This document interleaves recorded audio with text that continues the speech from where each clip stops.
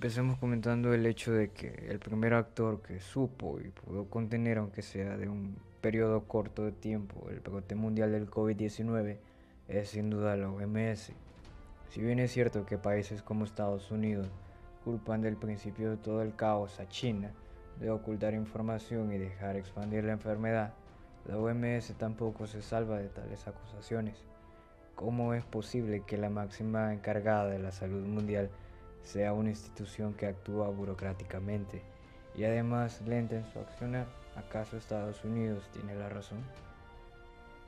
La coyuntura actual nos ha llevado a reflexionar y darnos cuenta que ni siquiera los todopoderosos hegemones se salvaron del desastre que está causando esta gripe. Y peor aún, que será de nosotros el patio trasero de Estados Unidos y de los siempre saqueados de África. Nos hemos dado cuenta que la enfermedad no mata a todos por igual. Si eres rico, ve a un hospital privado y a lo mejor te salvas en un mes. Si eres pobre, ve a un hospital público y puede que te vayas al cielo. Nos dicen que la deforestación, la degradación de ecosistemas, incluso el cambio climático, todo en conjunto provoca el aparecimiento de este tipo de enfermedades.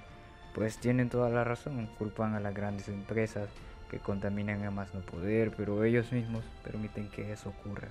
Ni siquiera las ONG son tan cínicas cuando, con parte del dinero donado, construyen escuelas en lugares pobres de África, para luego destruirlas y volver a pedir dinero.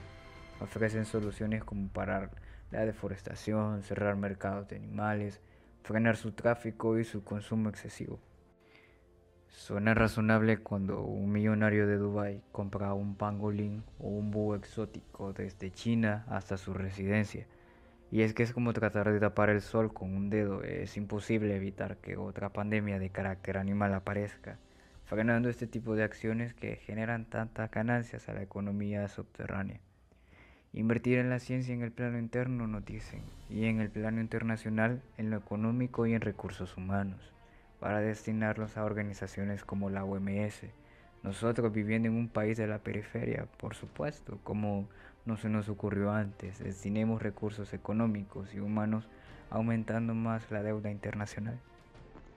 El corte de suministros mundiales, gracias al paro de labores en todo el mundo, lleva a decir que Estados Unidos debe producir más recursos tecnológicos y médicos, pero sus empresas no pueden abarcar a todos los países que dependen de este. ¿Nuestra solución? Repatriemos empresas transnacionales que producen lo necesario para afrontar la pandemia y abracemos el proteccionismo. Rompamos vínculos con la Organización Mundial de la Salud como capricho y dejemos al descubierto las crisis financieras y humanas que tenemos. Culpemos a China de la enfermedad y que se haga cargo de todos los daños que hizo en los países del mundo.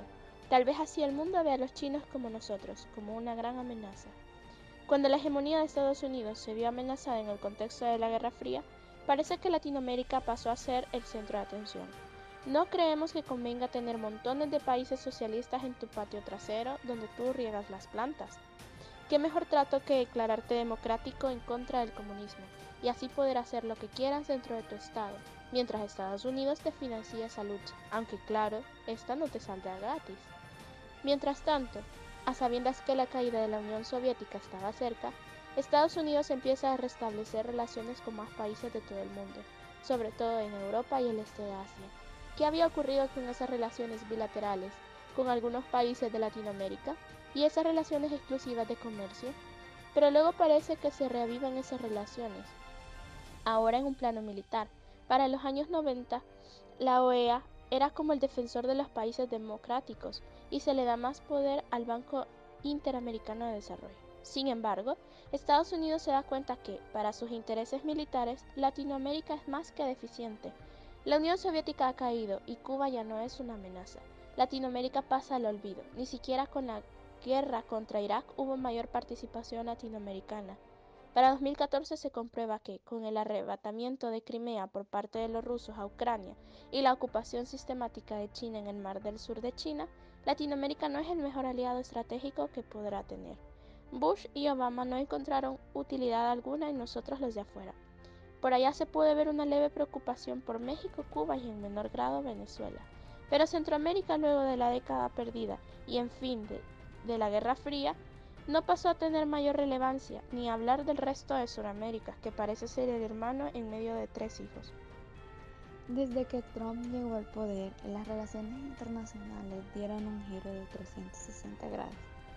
Los aliados de la Organización del Tratado del Atlántico Norte, como Japón, Corea del Sur, Australia y los países del sur, se han visto afectados por comentarios y posturas de desprecio de parte del mandatario, ignorando sus problemas y hasta ridiculizando sus dificultades. A Trump parece que le importa poco ese poder blando que por tanto tiempo Estados Unidos implementó. Establecer relaciones diplomáticas parece no ser lo suyo. Luego, en su lucha inagotable con Venezuela, en una extraña pero ingeniosa maniobra, permite a Colombia formar parte de la OTAN. Por supuesto, como no tener de aliado al país que más cerca tiene Venezuela para controlarlo desde ahí. También es de notarse su relación con alguien que parece entenderle. Ese es Bolsonaro, el llamado Trump de Latinoamérica. A lo largo de la historia, Estados Unidos ha desarrollado diferentes estrategias político-económicas que han llevado a la nación a cumplir su objetivo, imponiendo su fuerza o su amenaza de la fuerza para poder someter a los estados más vulnerables y arrastrarlos a contribuir a la política estadounidense, como podemos mencionar el Tratado de Libre Comercio de Canadá, México y Estados Unidos, Tratado de Libre Comercio de América del Norte, mejor conocidos por sus siglas en inglés NAFTA. Al respecto que de tal tratado podemos mencionar que la situación no parece ser muy amigable. Solo veamos cómo funcionó desde un principio, pues este solía ser un acuerdo bilateral entre Estados Unidos y Canadá, incorporar a México y así nacería el TLCAN o el NAFTA. Supuestamente se creó con el propósito que persigue y tiene todo tratado de libre comercio, pero poseía el trasfondo de contribuir un fuerte económico para apalear o al menos competir como economías de la Unión Europea o el Japón de los 90. Poco a poco evidenciaría ciertas riñas y disposiciones que se cumplieron, pero no de tal manera que se suponía. Tanto así que antes de la llegada de la presidencia de Donald Trump, este ya había declarado públicamente que no deseaba que los Estados Unidos formasen parte de tal tratado. La razón, a nuestra opinión, creemos que lo hizo porque quería afianzar esa manera tosca y de tintes imperialistas que Trump venía evidenciando. Se puede decir que todas las partes no salían beneficiadas, por supuesto. Hasta podríamos decir del maltrato que recibía especialmente los agricultores mexicanos que iban a trabajar a estos dos países. A jugada de supervivencia y de convivencia, Canadá y México piden una modernización del tratado con tal de salvar el mismo. Así nace el TMS, que sustituye el nombre a aquel y trae consigo una sorpresa que nadie esperaba, un artículo que al parecer no estaba en las disposiciones iniciales, el artículo 32.10 del mismo tratado, el cual básicamente bloquea a Canadá y a México de hacer negociaciones con países que no sean de economía de mercado, una jugada muy baja para retener el avance de China a Norteamérica. ¿Qué puede sobre todo México? Al parecer solo callar y obedecer. Es una estrategia muy bien utilizada para lograr el poder hegemónico y político de manera indirecta sobre los países del norte. Pensamos que esto se puede relacionar directamente a lo ocurrido cuando Donald Trump casi al mismo tiempo decide retirarse del acuerdo TPP, un acuerdo que excluía abiertamente a China, pero se acercaba a los países asiáticos. ¿Cuál es la razón de tratar de romper todas estas relaciones multilaterales?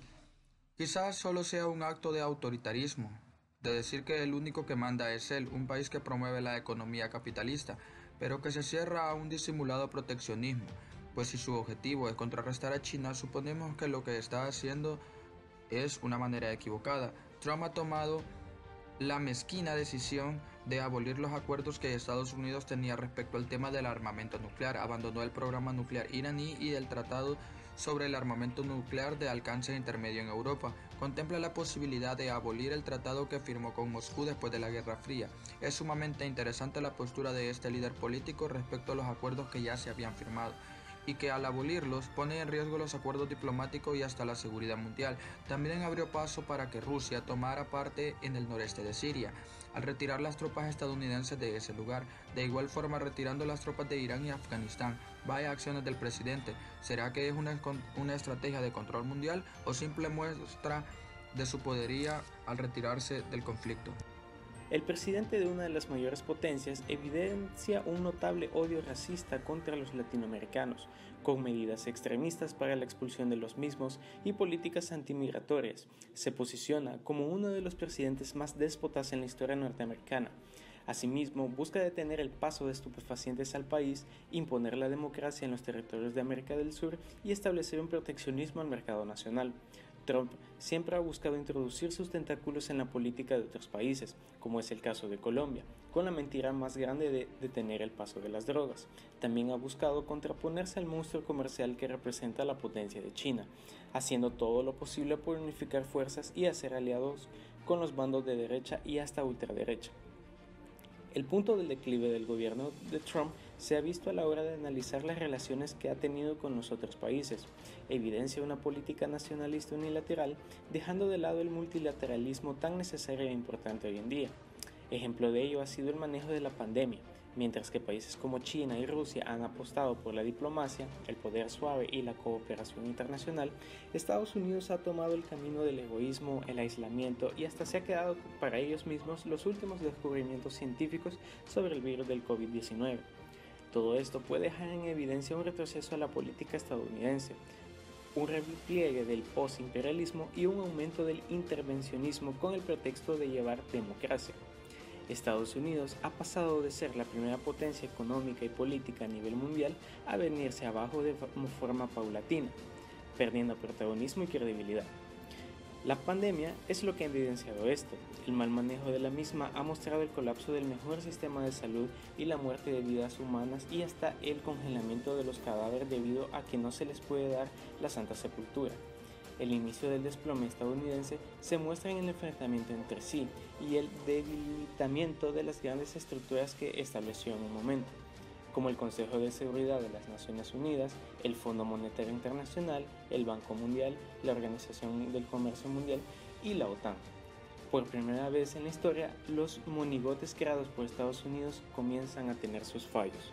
De tal manera, otro de los factores del declive es los contrarios intereses de las organizaciones no estatales que tienen su sede en este país. Las multinacionales no quieren dar su brazo a torcer ante el gobierno de Trump, pues este ha ejercido una presión incontenible hacia ellos por la carrera comercial que lleva contra China. Tanto así que ha ejercido influencia para que el gobierno mexicano no deje el paso libre a los migrantes de América Central, hasta el punto de construir un impotente, magnífico y gran muro entre la frontera mexicana y la estadounidense, muro que no impide que los hermanos centroamericanos lo crucen. Un tercer factor es el accionar de los congresistas, que se inclinan más hacia hacer feliz a los electores que a tener una política internacional de verdad, con un peso real y que sea de beneficio para la nación, siendo estos las fieles mascotas guardianas de los dictámenes de Trump, todo en función de su mecanismo populista. Logra separar a la nación mientras gana fuerza con todo esto, abonado con una buena dosis de marketing político. El teatro de Trump está completo.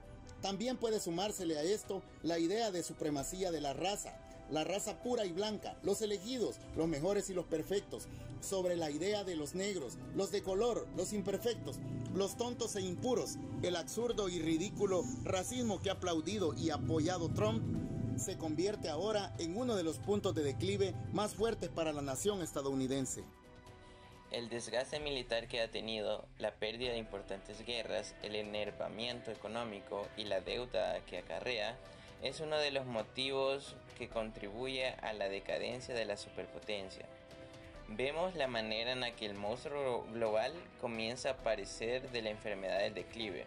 Muchos son los signos de alerta que presentó, muchas fueron las medicinas que trató de tomar, receta tras recetas, consultas con los mejores especialistas, dinero invertido, todo en vano.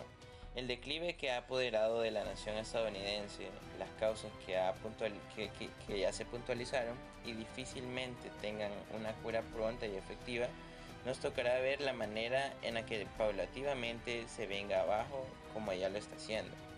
Estados Unidos toca las puertas de otros países, pero estos no quieren abrir. Parece que la lista del multilateralismo no está incluido por su autoaislamiento y proteccionismo. La factura que la primera potencia mundial está pagando es muy grande hacia los intereses que se le están cobrando.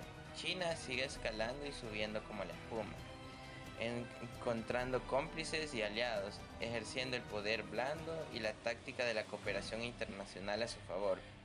Se deja entrevisto que este país es el que tomará el lugar de la potencia en el declive, precio que el autoritario presidente no está dispuesto a pagar. Para el 2020 las cosas se complicarán del todo. La administración de Trump, ni siquiera su asesor de campaña y reciente presidente de BIP pudo salvarlo de perder la presidencia, para bien de la región latina, que parece que nunca dejará de ser el patio trasero.